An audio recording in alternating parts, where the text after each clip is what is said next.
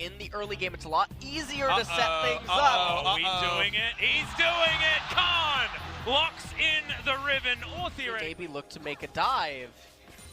Well, it might be Clit's Clit who comes in first, exactly right. Gets the flash knockoff, and Viper should be going down. Lahens just has to watch as the Talia bites the dust. 2.5 minutes. And you read the same thing that SKT did. They look at the things like that. As Tarzan and Clit are once again going to find one another. That is great reaction time there from Tarzan, who wants to get the cocoon off. Lands it, but that's on a minion. It's not what you want, and that's the second kill for SKT. The flash from Lahens. Once the kill under Clit, he does so much damage. This hasn't happened yet. Right, Worldender does come out on the top side of the map as Khan hasn't used his yet. They're trying to fight this one out. Sword should be able to get there. Wind Slash comes in, but it's not late enough. Look at that health bar. Gets himself the shield. Not enough. Sword gets the 1v1 solo kill. And I mean, that's a really key solo kill right now. Finds an ultimate position. Throws it out. Doesn't land it onto Clit, but there's the Dark. We've got the man drop. Lahens doesn't land the damage, but Clit has nowhere to go, and Faker can't affect anything now. This might be the Griffin turnaround. When Seraph's transforms and second item completions means you can't play the lanes the same way. Well, that's going to be the knockup. That's going to be the stun. There's so much CC, but the seismic shove isn't enough. Aftershock is there for Faker, remember, and they turn it completely on its head. Sword is doing a lot of damage. Clit has to flash to get out. Worldender probably not going to be enough here to save Sword's life. Gets the flash. Umbral Dash gets him out of there. Flash forward from Faker, though, avoids and destroys as SKT turn it around. Classic Faker eyes. It's just idly sitting up there, chipping away at the turret. He's got thinking about Jin Air days. I've got a global ultimate, guys. It's How okay. far he's Just come. make sure you fight them in a specific area. Because Lahens turns up and says, "This is my area." Immediate cleanse. But the Ignite comes in afterwards. Aftershock from solo kill for the Pantheon. Is this my solo queue? What's happening? Well, it's a kill. For gold, you don't have to fight if you don't want to. Well, Khan, he's going to start a fight here, but just immediately gets evaporated. Clit now tries to get out, locks himself in with the Cataclysm, and it's Teddy here with the damage. The silence is going to fall. The Black Sword from Lahens gets a double on this Pantheon. Teddy turns it, gets himself the stun. Knockup comes in, and that's another one.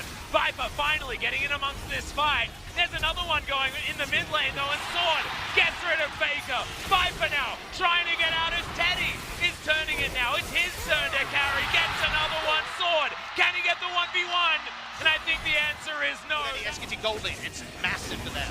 Well, Tarzan's going to try and make this a 50-50. Sword diving on forward. There's the man drop. Weaver's wall. All of the buttons have been pressed. Sword going down to the world end of the AoE's finally getting in there. Lahens not doing enough damage, and Khan says the last fight was an illusion.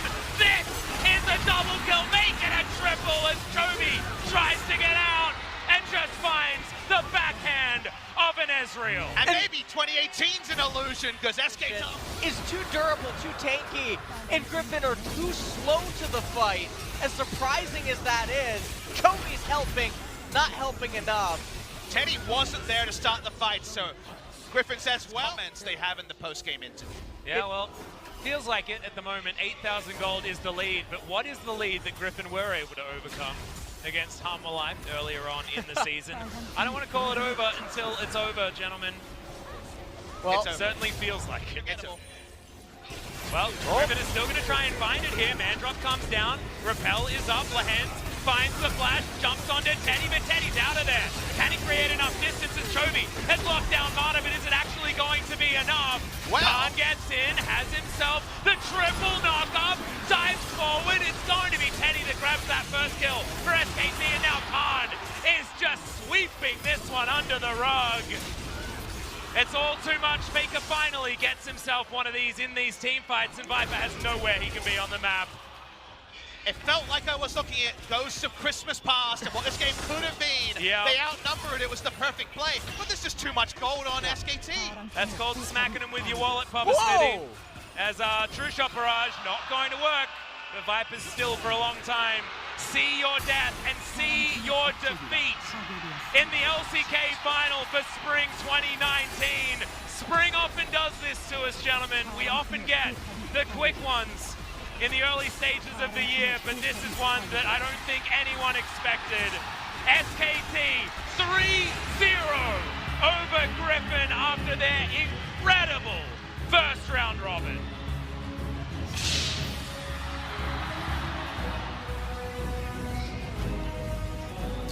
Give them their moment to bask in the afterglow. SKT have destroyed Team Griffin to register their spot at the mid-season invitational and also their return to the LCK Grand Final after a forgettable year where many people jumped off the SKT hype train. They return in emphatic fashion, and all I can come away with is to ruminate on the fact that Korea has had a real half a decade of dominance, but was that a Korean half-decade or an SK Telecom T1 half-decade? Because yes, Samsung got over in the final against SKT, and EDG pulled out a Morgana mid-counter pick to take down SKT in a Game 5. But notice the name always there when Korea's in the final. SKT, SKT, SKT. SKT have been the one to wear the crown of Korean dominance, and the pretenders around them, like Kingzone Dragon X and every other team, have never been able to be the one of Korea. SK Telecom T1, they are the one of Korea again, and they come in on a wave of momentum at the mid-season invitation. SK Telecom, this has truly been